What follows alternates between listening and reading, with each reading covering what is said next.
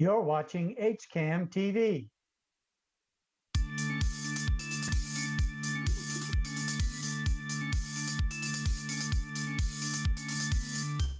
And welcome to HCAM's Hangout Hour. We are live on weekdays at 2 o'clock, bringing you interesting people and fascinating conversation. And we're glad that you are watching. If you don't catch us at 2 o'clock, you can also catch us at 7 o'clock, which hopefully you're on one of those times so that you're actually hearing that. So today I have a very special guest, Ashoke Ghosh, who is the Director of Technology for the Hopkinton Public Schools system. I've been trying to get this guy for like 3 weeks. So Ashoke, thank you for coming on today. Thanks for having me, Jim. All right. Now, I know that before you were the Director of Technologies, you were a Vice Principal at Hopkinton High School. That's and correct. I just want to ask you one question first. Sure. If you knew 2020 was coming, would you rather be a Vice Principal through this, or would you rather be the Director of Technology through this? I think there's pros and cons to both. I would probably say, I might want to crawl back to being an assistant principal for a little while. But the hard part of that is it's hard to meet people remotely, right? So getting to know students and getting to know faculty, especially at the start of the year, it's going to be harder to do. So there's challenges in both camps. Definitely. And I do feel for all the people who usually work face to face, with the student body, because they're awesome and, they're really missed. But I have to imagine, boy, you went through a whirlwind when this all came down. Yeah, we had some challenges. I mean, I think Hopkinton's done a good job over the last 7 years kind of preparing our infrastructure for such an event. So we had at least some basic structures in place, but it was really pivoting and getting teachers, transitioned into a remote environment in really a matter of a week. So what teachers were able to do in that short period of time was amazing. So we're fortunate to have hardworking teachers to help us get there. Yeah. Now, I do the infrastructure that you mentioned. Obviously, I know about the internet access and the connectivity that, seems to be really good. That's all over the place. And we have really good equipment in, the laptops that we use to work with. Before we get into some of the software solutions that you have come up with, can you describe a little bit of what's been happening with infrastructure in the last few years? Yeah, I mean, I think, just in terms of infrastructure, we did a lot of work really upgrading. We have both wired and wireless networks to begin with, so in the school, we've got wireless connectivity in all of our buildings now. 10 years ago, that wasn't the case, right? Even 7 years ago, when I first took over from the assistant principal, we barely had wireless connectivity in just the high school. Wow. So from that point forward, we basically outfitted all the buildings, all the classrooms with wireless connectivity, which was huge. Yeah. So that was a big part of it. Initially, I think we had a basic, residential Verizon connection at each building, 50 megabytes. People have a larger connection in their homes now. Yeah. So we went from that to more of a dedicated fiber connection. Through Comcast, which kind of comes into the high school and provides our main internet hub to all the district. So we were fortunate enough also to work with the town. So we're on a shared fiber loop with the town. And the town and the schools at the time, roughly 10 years ago, had the foresight to kind of put that structure into place. So that backbone is what all of the communications throughout the school and all of the town buildings are connected through, which is great. And how fast? What's your capacity through the Comcast? Currently, the school district has 2 gigs of fiber connectivity. So we have a main line with Comcast, and then we have a backup line we use through Verizon. So we're lucky in town, as many people know, that we have an option between Verizon and Comcast. So we have access to both in case one line gets cut or one company goes down. I see. Now, during some of the larger events, have you experienced bottlenecks? I'm thinking of town meeting, or I'm thinking of games in the athletic center.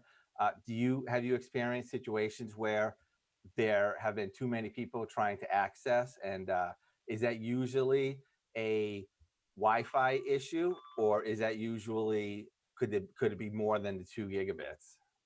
It's definitely not more than the 2 gigabits. So the bottleneck usually occurs at the access point or the wireless access point in those large settings. So initially, when we first started creating these networks, we didn't have the capacity in those large spaces. And so we experienced much more bottlenecks in those areas than we do now. Okay. So for example, the middle school auditorium where a town meeting is, initially we might have had one main access point in there. And now there's, 4 to 5 access points that can handle a lot more clients. The initial ones we had maybe could handle 50 users at a time. The ones in there now can handle, 100 to 500 users at a time. So that usually is the bottleneck and not the main internet. We've never really spiked and used our complete 2 gig connection yet. Mm. It must be really cool when you're the only one on. Yeah. Yeah, the techs get excited, and the nice thing is it's dedicated connection, right? So different from a connection you might have, like let's say at Comcast through your house, that varies based on the number of users on the network. Yep. We're guaranteed that fiber speed, no matter how many people are on the network within the school. So we're guaranteed that one gig up and down connectivity, which is great. Yeah. Wow. And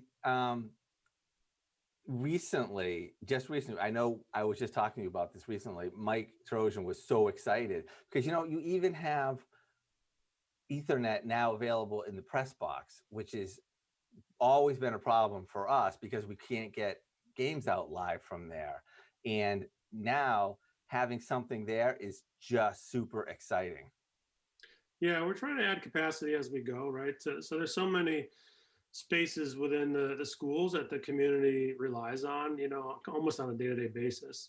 Besides just school events, athletic events, the town, the school also looks to kind of, lease those spaces to the public. So as we go, we're trying to build capacity in those spaces so that people can connect or bring, other services online like HCAM and get more video out on the fields, which is what we're working towards. There were years of agony when we would do the Thanksgiving Day game, and Mike would be so sad because we can't do it live. So it's tremendous working in this technology environment now. So what I want to ask you now is,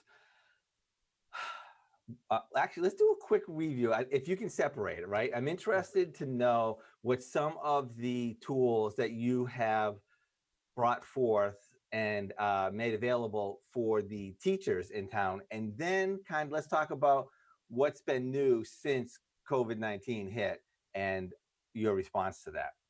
Sure. I mean, I think, initially, we didn't have a whole suite of tools that, if you look back 10 years ago, we were, on a single kind of Exchange email server, like most people were at the time. We had a lot of local software downloads, like, Office and those types of products. And that was pretty much it. And we had the very beginnings of a student information system called iPass. We were one of the first kind of customers they had, where we were putting all of our student records in this kind of computerized database. So since then we've come, if you look back from then to now, it's quite different. We still rely on a lot of web-based tools. So we still are leveraging Google and G Suite, which is their product of productivity tools like Word and Slides that all the staff have access to, but also all the students have access to. So that's probably been the biggest tool that's most liked by most of the faculty and staff in district, because it's easy to use, easy to access, and it connects with any device that's web-based. So that's been huge. Beyond that, we've also transitioned, basic stuff from textbooks. Even though we still have a lot of paper copy textbooks, we haven't completely migrated to all digital textbooks because A, some students don't like digital versions, and B, publishers still like to sell books.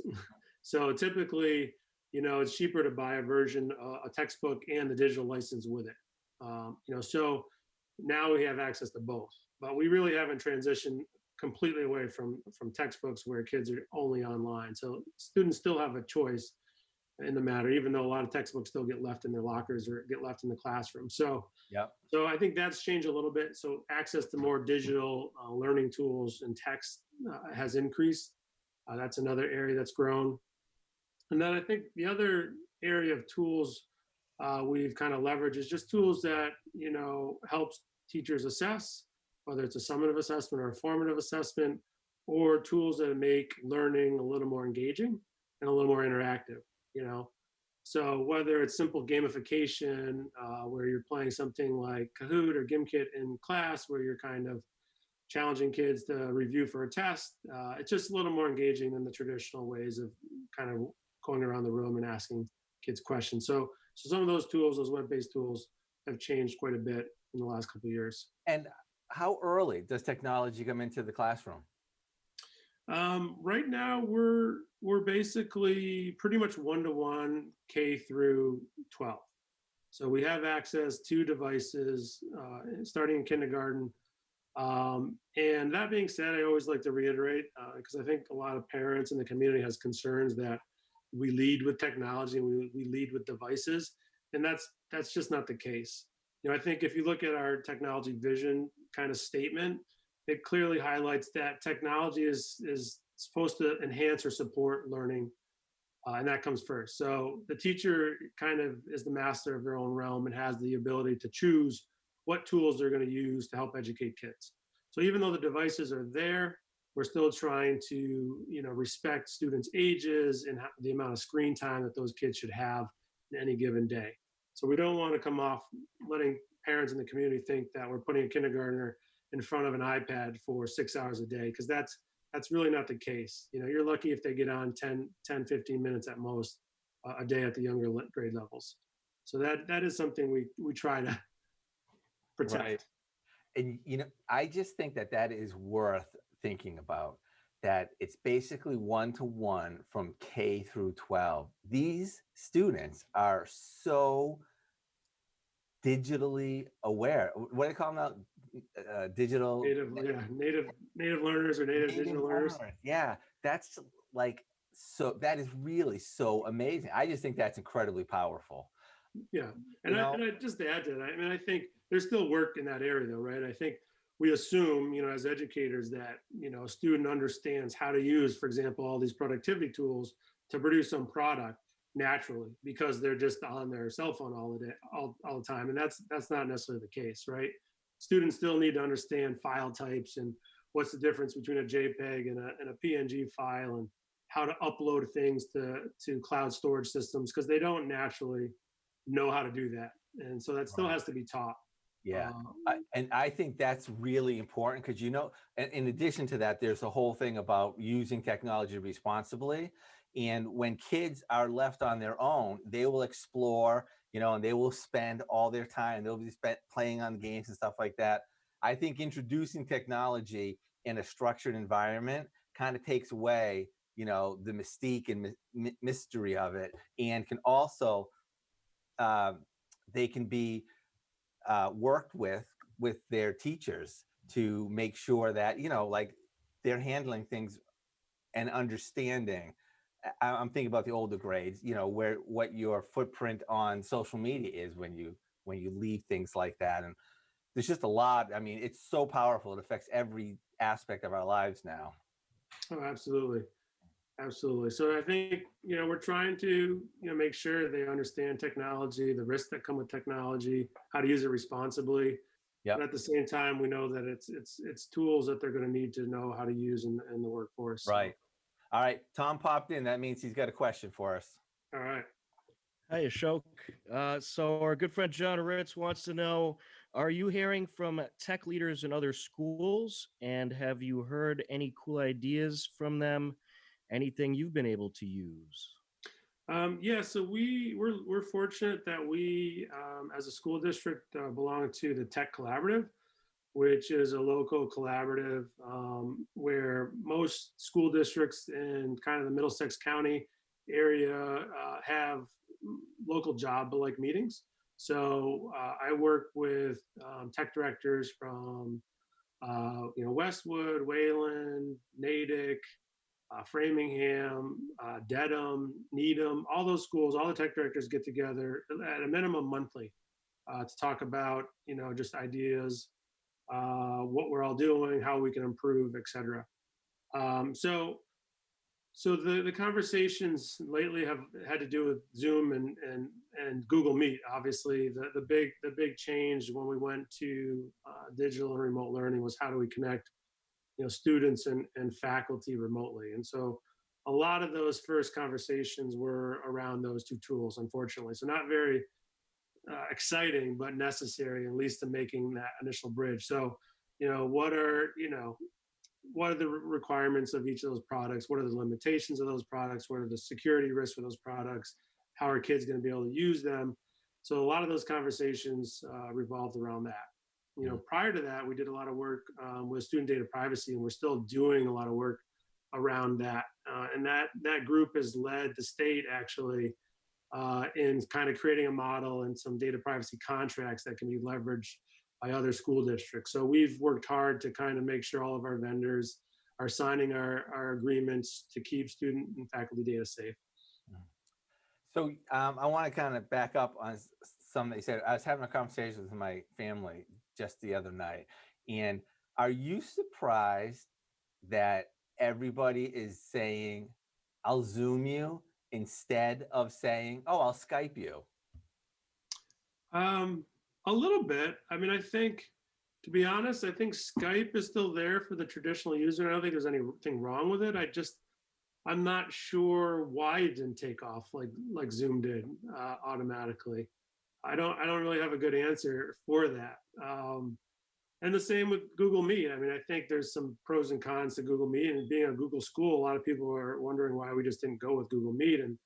And there was a number of problems with, just the links, and the links were staying live, and they weren't ready when the pandemic struck to kind of meet that need. They had to develop and change the product in the weeks that followed. And at that point it was too late. So we went with something that was a little more professional, a little more ready to go. And that ended up being Zoom. So I guess I can't really answer why Skype didn't take off. I mean, it's still being used, but. Right. I know. I mean, I Skype with my mom. We use Skype, and it's good quality. Yeah. I kind of felt that. Well, it's kind of like the Netscape browser now in Google Chrome, Right. I think that when Skype got bought by Microsoft, Yeah. it's suddenly just a small little piece of the puzzle. Yeah. And maybe it just got neglected. I don't know. And Google Meet, to me, has been a real disappointment. Usually I'm at home and I have a green screen, and I had to download a third-party app in order to activate green screen on Google Meet. And it's garbage compared to what green screening looks like on Zoom. So Yeah.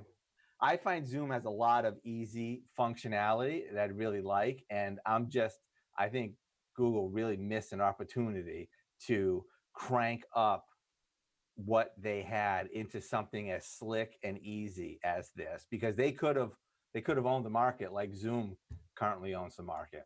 Yeah. I think they have too many products to update and roll out. They'll get there. Yep. They always do. They'll roll out updates quicker and faster, and they'll get there. But I think in terms of the features and the functions and the video quality on Zoom, it's pretty hard to beat. Right. Yeah. So we will be moving forward as a school district with Zoom for the foreseeable future, at least for next year, to get us through the pandemic. Yeah. So what can you give a brief overview? I know there's just too many for any one mere mortal to have in their head at one time. Can you talk to me a little bit about some of the software and a type of products that you provide for administration and staff? And actually, I'm going to say more staff, because I'm going to say something. Okay. That when I became a teacher at the high school, I teach one class, I teach TV up there, and you came out, you were the first speaker in the teacher orientation day, and you set a tone that has never wavered in all of my experience there. You came out and you said, our entire focus is to support you in the classroom, supporting the students. And that mantra is so clear as a bell in the school system. It's just really amazing. So after that whole prelude, what types of things does your department maintain and take care of for the teachers? Well, beyond the networks we just talked about, we're talking about software. A lot of it's now web-based tools, right? So there's obviously the old licensing models have all changed. So this idea of you buying Office 365 and owning it until it's expired and no longer works is kind of gone by the wayside, and that doesn't really exist. I wish it did, right? Because it would be a lot cheaper. So they got smart and basically, right, most licensing works on an annual renewal process every year. So no matter what you're doing. So I think, the big tools that we stick to, Google was mentioned, and obviously that's, free for us as an educational institute, and we kind of take advantage of that. We do pay for some archiving of our records and things of that nature. But in terms of productivity, we also have the Adobe platform. So we still, at least at the high school and even some at the middle school, we have, obviously electives and other classes using Photoshop, looking at, Adobe Premiere and those types of products to possibly use. And then things like Adobe Acrobat. So we have those, and then there's graphic design classes that are using some of the other tools. So we had always had a license like that to support users at the high school, and now that's being used more often by staff. So staff have complete access to that suite. And even once the pandemic hit, obviously, digital signatures have become, a much more needed thing than they used to. Yep. So we can leverage Adobe to do that, right? So now you can sign a package, send somebody a form, they can sign it, and you get a copy back, and away you go. So having that in place, having those accounts set up, made that transition much easier. So Adobe is another big one that we have. Beyond that, there's different tools to support learning, right? So there's productivity tools for teachers to create things, to make movies, to edit them. So we have those products, but then there's also tools that support learning, right? So in even the elementary schools up, things like Brain Pop and Brain Pop Junior, we've had that type of product for a number of years, where if you give a science lesson and you're looking for some other widget or some sort of simulation for then the students to kind of practice and apply that, you can set up and share with them some sort of tool from Brain Pop, for example, where it's a little more interactive, a little more engaging, and they kind of rehearse and practice those skills. So that's another big one. And then, we've done a lot to try to get more digital books. So Learning Ally and these products where students can kind of go and digitally grab a reading book and then download it onto the device or view it on the web. And that's useful for a number of reasons.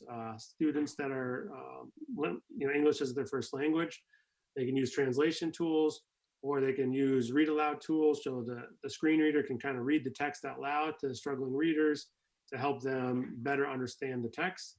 So we have digital books in place to help with that. Trying to think, there's a whole host of them. Sure. I know that at the high school, teachers use Power School for like tracking grades and getting feedback to students. So is that across all the schools, or are there different? Correct, it is. So Power School is our main student information system. So that is used throughout the entire district. Teachers will use that as a grade book, a digital grade book.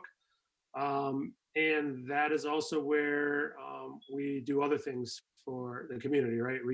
We do all of our online registration process through that. So if you're a new parent moving into the community, you can now apply to the district digitally. And that whole process has been digitized in the last couple of years. On top of that, we do a lot of with student analytics. So all the data that goes in there from MCAS, we do a lot of STAR reading assessments. All the data from those types of assessments go in there so that teachers can have access to that data in one spot to kind of make instructional decisions. So we use that to keep student information, to collect grades, and also to communicate with the community. How big is your team? We currently have 12 people. We were 14 members just a few years ago. We lost two tech integration teachers. So we're kind of split. We have some technical staff and we have some teaching staff. So we currently have two tech integration teachers, and their primary job is to coach and work with teachers at all grades to support them with technology in the classroom. So they can schedule appointments with them. Those teachers can go in and model lessons for teachers.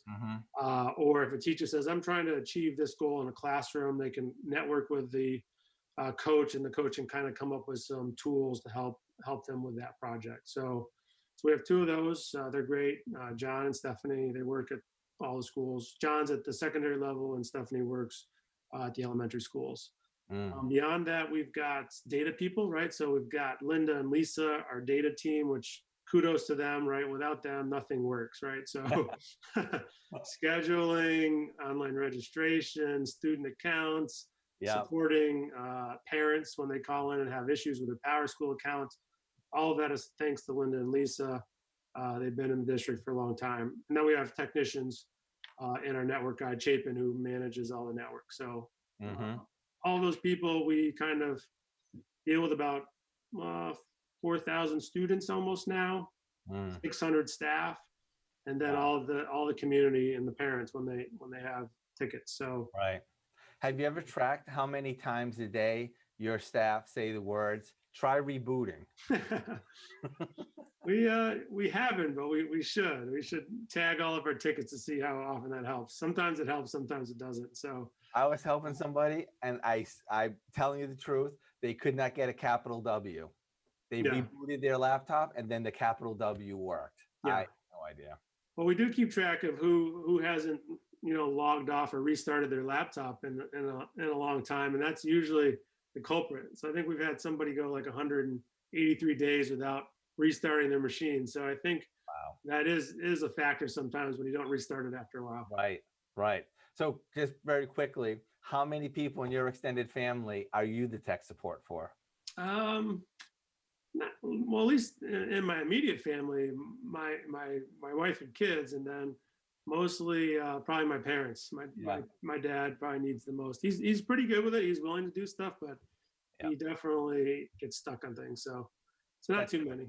That's great. I was just reading an article the other day that there's this stereotype that older people don't like technology, are afraid of it, but actually they know what they want and they use what they want and they resist the things that they don't need. Yeah. And they're good at using it. Unfortunately, and this isn't necessarily anything to do with older people, but I have the same problem. The biggest challenge is people can't remember their passwords. People don't have effective systems for managing passwords safely. That's probably the biggest tech issue that most people face. So when they go to reset something, they don't know how to log in. Yep. And what I don't like is when you get to know something and then all of a sudden they change it. I'm like, Google, why did you revamp the YouTube interface? It worked fine before. And all you did was move stuff around. Yeah. All right. So, Ashoke, we got about a minute left. All right. And I hope that we have enough time to get into this. I'm really interested. What things excite you about the future? Well, hopefully a vaccine right now. Good answer. I'm hoping for a vaccine as the immediate answer. In terms of technology, I think,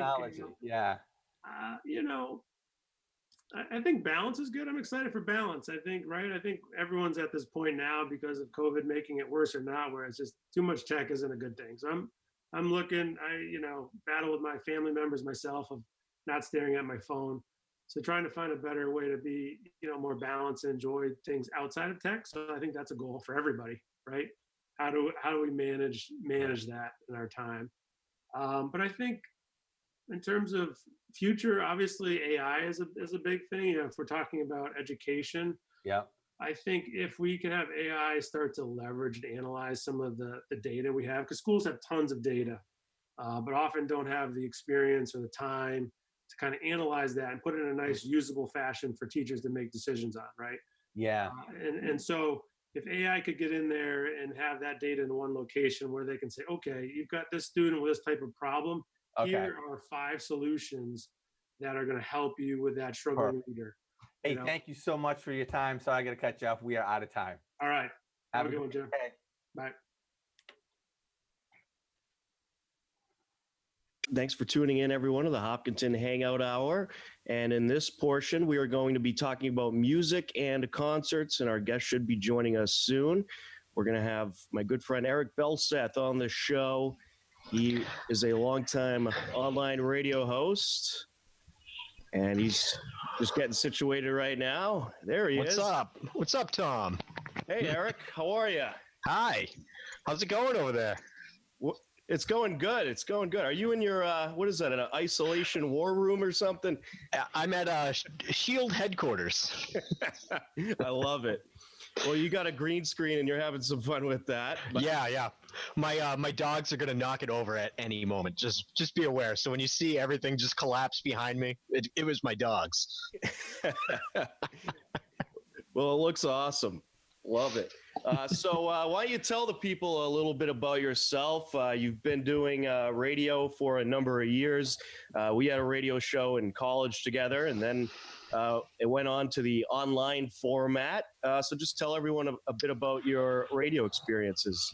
Yeah, I've been doing a radio show off and on since 2006, and well, I mean, basically I've focused mainly on the harder rock side of things. We love to throw in classic rock here and there, and a lot of independent music as well. We like people not signed to labels, none of the major labels. We like smaller labels. We like indie performers, and yeah, I've been doing it since 2006, and I love it. Absolutely. And especially back in our college days, we had some great artists in there, some great independent artists performing live in the studio. So that was always a cool experience. And we had the chance to talk to a number of cool celebrities. Yes. You do have Yes, some we did. connections. Yeah, we've spoken to Kim Coates from Sons of Anarchy a few times. We talked to Walton Goggins, who has a pretty big show on CBS, I believe now. Yes. Yeah, he's got his own liquor company now. He was on Justified and The Shield before that. So he's one of America's hidden gems in acting. And then, of course, Danny Trejo. Oh, Danny Trejo. Who can forget Danny Trejo? We had him on video. My favorite moment of that interview was when our friend Jared got yelled at in the middle of the interview. And then, of course, we've also had a number of people. We've had Cheech on the show. Yes. From Cheech and Chong.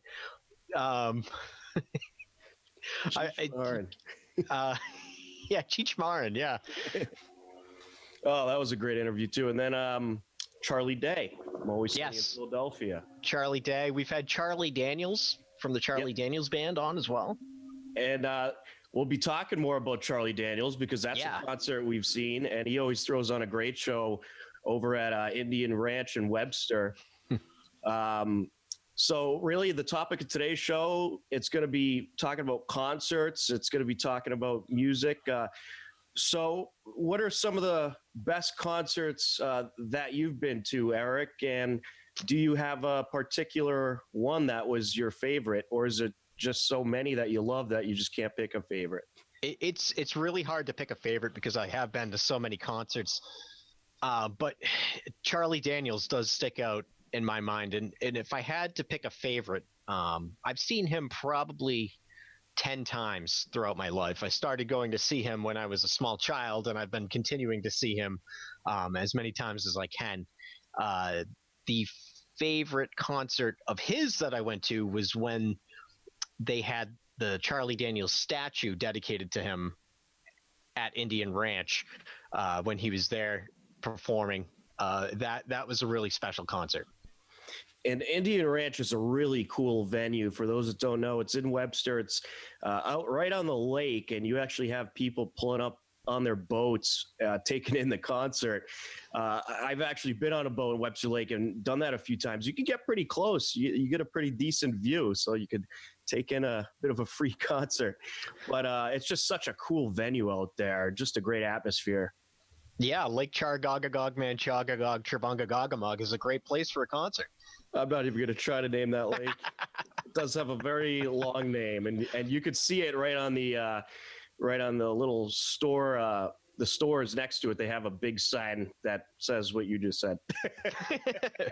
Charlie Daniels wouldn't say it either. We tried to get him to say it on the show, and he refused.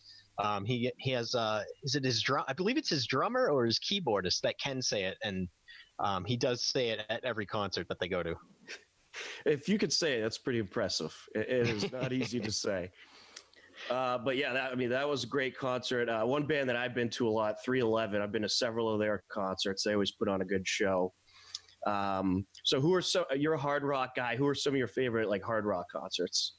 I definitely enjoy going to see Godsmack. I'm wearing their shirt today. Korn is another good one. Really good show that I went to was Korn and Rob Zombie together. Buck Cherry always puts on a good show. Powerman 5000, another good one I've seen many, many times. Dope does well too. I like Dope as well. Those must be crazy atmospheres over there. It can get wild. Yeah, I've been to a number of various concerts. I've been to everything, such as a band like 311 or a country group like Charlie Daniels, to a pop star like Bruno Mars. Went to that concert. That was really good. That was over at TD Garden. It was a couple of summers ago. And then Taylor Swift at Gillette Stadium. She put on a great show. Camila Cabello was the opener for that one. That was a lot of fun. And then some festivals. The Sprite Liquid Mix Tour was good way back. That was Jay-Z was the opener for that. 311 was one of the acts. I think the Roots were there as well. But I love going to concerts, just like you do. Do you have a favorite venue that you like to go to for concerts? Not in particular. I love the smaller venues where it's a lot more intimate. But I love the larger venues too. I want to call it Great Woods, and I can't think of the actual name now. Down there in Mansfield? Yeah, down in Mansfield. Oh, what is it? Comcast Center now, I think. Yeah, the Comcast Center. Yeah. I still remember it being Great Woods. Well, then it was Tweeter Center. And oh, yeah. They went through like 75 name changes in the past 4 years. I think it was Bank of America something at one point, too. Yes, probably. They were great. I can tell you a story. I was working there for one concert for Loco Bazooka a few years back, and I was a part of a team putting on the production of one of the stages. There were 4 stages set up at the place, and I wasn't working the main stage. I was working the second stage. So it was out of the 4, this was the second biggest stage that they had, and all the musicians had to report in. All the bands had to be at the stadium at 7 a.m. to check in. And one of the larger, more well-known bands that were going to be performing on that stage was Days of the New. And they can be considered classic rock now. He was scheduled to perform at 1 p.m. He did not show up to the venue to check in until 3 p.m. Oh, boy. We had to keep rearranging bands, and he showed up, and he was all hungover. Days of the New, the singer, has a pretty bad drinking problem. And he showed up, and he was just sweating, and he shows up, and he comes over to me, he goes, hey, sorry, man, rough night. I'm like, yeah, all right, why don't you just go up on stage now? Did they end up performing? He did, and he put on a really good performance. I was shocked. Wow. That's I guess, it's the lifestyle for a lot of these guys, right? Yeah.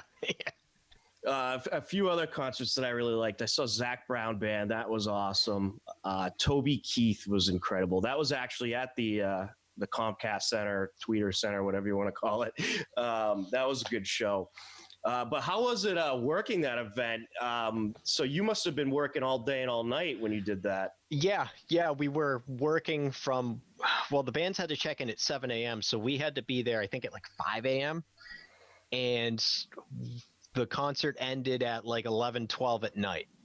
So we were there for a very long time because we had to set up the stage, then we had to take the stage down and, the usual stuff, roll the wires and get everything into the equipment cases onto the trucks. And it was like 100 degrees out that day. It was crazy. I'm guessing you slept good that night. Oh, probably. It's almost like a 24-hour shift. How'd you end up getting into that? Did you just like volunteer? Well, obviously, I'd hope you weren't volunteering for that long. Hopefully, they paid you something. But how'd you get into that? Oh, I didn't get paid. It was basically I got to work there for free, and I got to enjoy all the other concerts while we didn't have anything going on our stage. So it was kind of like you get to work here, but you also get to enjoy some of the concerts too. And Alice in Chains was the big main act there. Buck Cherry was there. Days of the New, Trejo, Powerman 5000 was there that day, I believe, too. There were a lot. Local Bazooka is like a giant festival, so there were a ton of good bands there that day. Wow, that's awesome. That sounds like a fun day. A lot of work, but a fun day. It was a lot of work, but it was really fun, and I'm glad I had the opportunity to do it. That's awesome. You got to see a lot of talent that day. So we do have people watching on YouTube as well as HCAM TV. We want to know what concerts you've been to. What was your favorite experience, favorite venue? Feel free to comment on our YouTube stream or our Facebook page or by email to studio@hcam.tv. But some of the comments that we've gotten so far on Facebook, there's a whole lot of them. The Ronnie Lane appeal for Arms show was pretty amazing. That's Bill off of Facebook. Thanks, Bill. And then Elton John, The Garden was one of the concerts that Amy on Facebook has been to. Deb said 3 out of hundreds stand out for me. Aretha Franklin at Boston Symphony Hall, Sarah McLachlan at DCU in Worcester, and Brandy Carlisle at the Orpheum Theater in Boston. Wow, that's quite some impressive talent. I haven't been to the DCU in Worcester for a concert. Have you been there? Yeah, I've been there. It's pretty good. It's a pretty good venue. I've been there. Actually, I saw Rob Zombie there. Ah, how was that concert? That people must have been nuts at that one. Rob Zombie always puts on a great show. He's insane. Oh, absolutely. Yeah, he looks a lot like the Undertaker. I just want to apologize too if there's a helicopter coming through on my microphone. It's right above my house. Well, you are at Shield now, so there's a lot of helicopters flying around. They're not looking for me. Yeah, okay. No. Another comment on Facebook, the 12-12-12 concert for Sandy Relief at Madison Square Garden. Oh, that must have been a really cool one to be at. I'd imagine that was pretty loaded with some great talent. HCAM board member Michelle Murdoch has been to Five for Fighting at the Wilbur Theater. AC/DC at the Boston Garden. I would love to see AC/DC. AC/DC I would love to see AC/DC. I think they're retired now. I think once in a while they still go out and play some shows. I don't know. They might have retired, but I thought I saw something like before all the virus happened that they're going to be playing a couple of shows, but maybe not. Tom Petty at Fenway. Fenway's a good venue for a concert. I went to Jason Aldean there. It was pretty awesome, especially if you end up getting the field seating. I wasn't on the field seating there, but I had a straight view right of the stage. They set it up pretty well there. I was actually supposed to be going to another concert at Fenway Park this summer, but we'll see if that happens. Yeah, we'll see about that. I've never been to Fenway for a concert. I try to avoid Fenway if I can. It's just such a cluster up there trying to find a place to park, and it's a madhouse up there. Take the train. That's what I would recommend. Yeah. Take the train. Let's see. Chicago back in the days. I'm sure Chicago put on an amazing show. George Strait at Gillette. And Christina says her favorite venue is Great Woods. That's Yep. Comcast Center Yeah. or Tweeter Center or whatever they call it. Darcy says the Blues Traveler at the base of Aspen Mountain. Wow. That sounds fun. Here's another good venue. The Avett Brothers at the Cape Cod Melody Tent. That's a cool venue, the Cape Cod Melody Tent. They have a stage, and it slowly turns throughout the concert, and all the seats are pretty much set up in a circle around it. They have rows and rows of seats. I saw Darius Rucker there, and it's pretty cool. And you won't get dizzy. The stage isn't turning that fast, but it's cool because your view changes throughout the show. Yeah, you know what? I was actually tempted to go see a show down there. I haven't been down to the Cape Cod for a concert yet, but Phil Collins came around, and I was very tempted to go see Phil Collins, but my plans ended up changing. I wasn't able to go. He's on my bucket list of people I'd like to see in concert. Phil Collins is at the very top of my bucket list. Oh, that'd be a great one. He's just a legend. But yeah, I recommend Cape Cod Melody Tent. Cool venue. And the parking's usually not bad either. It's usually pretty easy to find parking around there. And then, of course, you got beaches nearby, so that's always good too. And Darcy also saw the Foo Fighters at Fenway Park. Foo Fighters is one of the ones on my bucket list. I've been wanting to go to one of their concerts for years. I've seen them perform concerts on TV many times. They put so much into it. It looks like it would be an amazing time. James Taylor at Great Woods. That must have been a good one. Kenny Chesney at Gillette. I have been there myself. He always puts on a great show. Pat Benatar at Indian Ranch. That'd be a good one. Indian Ranch, they pull in some good acts, but I used to have a couple friends that lived around there, and it seems like the time that they have the most cars and the most people is when Charlie Daniels is there. Charlie Daniels is like the main event for Indian Ranch every year. Oh, just incredible. And hopefully he'll be back. Was he scheduled to perform this summer before everything happened? I don't know. The past couple of years, he hasn't done Indian Ranch. He's been doing the stadium in Lowell instead. So I'm not sure if he was scheduled for Indian Ranch or not this year. Be interesting. Okay. Maybe I'll ask him on Twitter, see if he can give me an answer. He does respond sometimes on Twitter. Yeah. So do you know of any music artists out there, especially like the big time ones, or even some of the more known independent ones that are doing any kind of like virtual concert or anything like that? Have you, because I know you research a lot of this stuff. Have you heard any news about anything like that?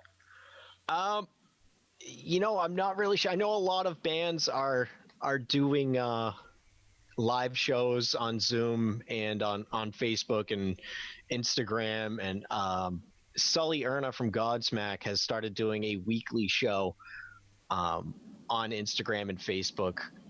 Papa Roach just did something recently. I don't know if Metallica is doing anything right now, but I know that they did use their foundation, their charity foundation, to donate a ton of money to people that are in need from the coronavirus. To be honest, I haven't been paying a lot of attention to what musical artists have been doing online. I'm in my own little world line so I think we all are to an extent. Yeah. I'm stuck here in Shield headquarters. Right. You're in your isolation chamber over there at Shield headquarters. I would love to see Metallica. I saw a video of them playing on the Howard Stern show, and it was incredible. The sound in that studio they use over there for that the Howard Stern show is really good too. But the concerts that they put on, the performances just sound amazing. But Metallica, they just put so much effort into everything they do. They really are perfectionists, and I'm sure they put on quite a show. Yeah, another band that I'd like to see live would be America. Ooh, that'd be a good one. Yeah. Horse with No Name. Horse with No Name, yep. A couple of the other comments. Les Paul at the Tritium Jazz Club. That sounds cool. Van Halen, Third Row Great Woods. That must have been quite a show. Van Halen, actually, I heard something that, they've been doing, some of the superstar artists have been doing some charity concerts. There was one on TV a couple of weekends ago that had Lady Gaga was in it, the Rolling Stones. I watched part of it. The Rolling Stones put on a good performance. All four of them were pretty much zoomed in, and it was pretty funny because there's your dog. The drummer was actually Nico. He didn't have his drums in front of him, but he was kind of playing on a bucket. But it was a pretty good performance. And then Elton John was playing in his driveway. He played the piano in his driveway, and he was terrific. And Sir Paul McCartney performed during it. So that was a pretty star-studded event. I'll tell you one thing: the artists in Brazil. My wife's Brazilian, and she loves a lot of the different music over there, and she's gotten me into it. It's terrific stuff. But they've had superstar artists playing like for hours on YouTube, like every night, and they just the set that they have, the sound that they have is like perfect. It's really quite a production that they're all doing over there. And they're all raising money for food banks, restaurants, breweries, stuff like that really needs help right now. So there is some great stuff going on. If you look on YouTube, you can find a lot of stuff throughout the world going on. A lot of the superstar DJs, like David Guetta did a thing in Miami where he was performing like right outside a Miami complex, an apartment complex or a condo complex. And all these people are on their balconies just jamming. So that was a pretty cool scene. Let's see, getting back to some of the comments. Adele at Madison Square Garden. That one sounds good. She's very talented. Lady Gaga at Fenway. James Taylor and Carole King at Tanglewood. What is the best concert you've seen from like a rock legend, like classic rock? To be honest, I haven't really been to many classic rock concerts. I mean, the only one, Charlie Daniels is really the only classic rock okay. I've been to, but he's not even really classic. Well, he's kind of classic rock, but well, I got news for you. Most of the concerts you've been to are now classic rock. Yeah. Oh, it gets to me sometimes when I'm listening to a classic rock radio station and then something from the 90s comes on and I'm like, oh no. There's a new station in Boston that plays classic rock, and they've been playing like 90s and like early 2000s stuff, and I'm like, how is this classic rock? Like, they started playing Linkin Park the other day and I was like, no. Yeah. Oh, I know another classic rock concert you've been to because I was there with you. Clutch. Yeah, qualify. I guess they qualify. I've seen Clutch a few times live. Yes. Yeah, they put on a good show. It's funny because they're one of those bands that have been around forever. They have like 20 albums, and not a lot of people know about them, it seems. No, they're not. They only had one really big song that wasn't even really big on the radio. Careful with that mic. And then everything else hasn't really got hardly any radio play at all. But they're extremely popular with people. And one band that we discovered on the show that I think a lot of people would like, there's a lot of Beatles fans out there. There's a lot of Metallica fans out there. Mm-hmm. Well, there's a band called Beatallica, which literally takes Beatles songs and Metallica songs, and they make a hard rock version out of it. It's usually Beatles lyrics with a Metallica riff. Sometimes they switch it up, but they are awesome. They are. They are fantastic. They're working on a new album right now, actually. Oh, that's incredible news. I should also point out another concert that we've been to that was fantastic was Hank Williams III. Oh, yes. Yes. that was quite a show. That was a rowdy show. Yes, it was. Electric Six, that was a good concert. Electric Six is very good. Another band that doesn't get a lot of airplay but have a ton of albums and have been around for a long time. Yeah, I'm surprised that a couple of their songs didn't pick up because they were very catchy. Yeah, a lot of their songs are very catchy. Some of the other comments, Bob Dylan and Paul Simon at George Amphitheater and George Washington. Wow. That sounds like quite a show. Kenny G at the Milwaukee State Fair. I'd like to see Kenny G. Oh, absolutely. He's a legend. He has a good sense of humor, too. I'm trying to think. He was in a movie.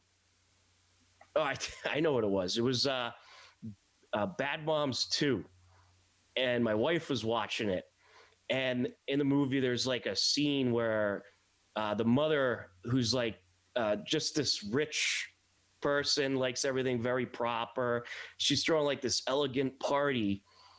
And Kenny G was performing in the at the party, and then the daughter comes home and she's not so happy that the mother's throwing this elegant party without telling her, so pretty much crashes it, and she's kicking Kenny G out of the party, and Kenny G just turns around and says something like, "You're really gonna kick me, Kenny G, out of your party?" It was pretty good.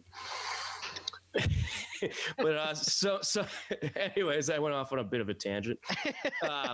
Some of the other concerts people have been to, Melissa Etheridge at Great Woods, Guns N' Roses. I would like to see them live. Not in this Lifetime tour at TD Garden.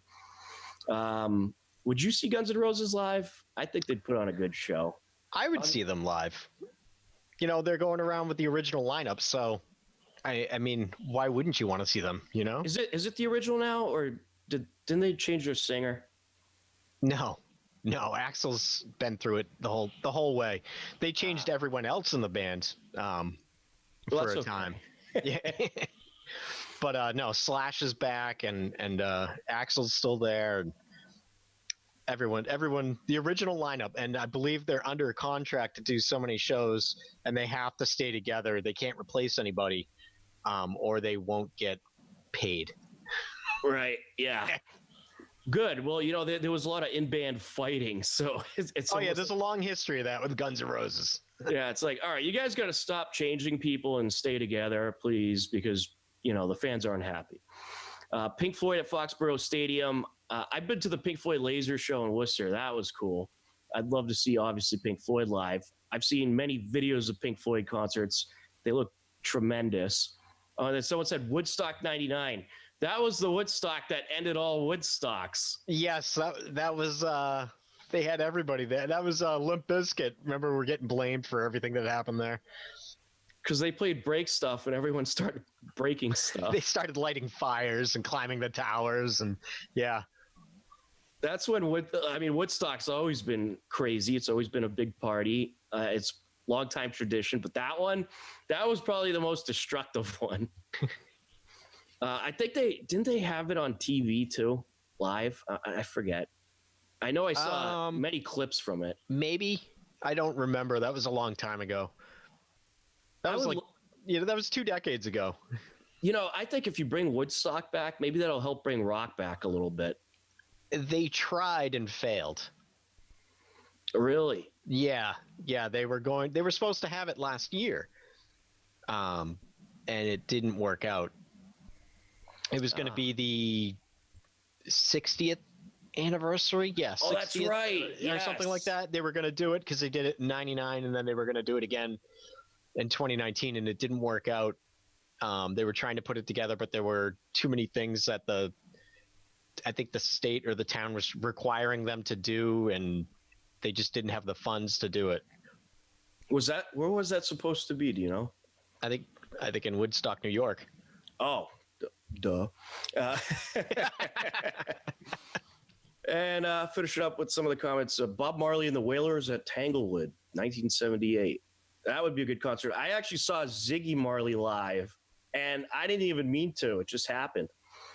It was like a few years ago. I'm going to England with my family, and it was there was a huge national power outage in like a bunch of the major cities. I don't know if you remember that, but our flight got canceled for the power outage, and we ended up staying at a hotel in Boston. And right outside the hotel, one of the radio stations was hosting this free festival, and Ziggy Marley was performing right outside the hotel. So I was just on the balcony watching it the whole time. I went to a free concert down in Providence one time and saw Three Doors Down live. That was really good. That was when Three Doors Down was just starting to become big. Ooh, I'd love to see Three Doors Down. They're a good band. Well, believe it or not, that is just about the end of our time for today. Eric, thanks so much for joining us, and we'll have to have you back and talk some more music. Yeah, definitely. All right. Well, for everybody, sorry. I was going to say it was a pleasure being on. I'm glad you had me on. Absolutely, and we'll do it again. Yeah. We'll talk some more music. But for everyone here at HCAM, I'm Tom Nappy. We thank you for watching the Hopkinton Hangout Hour.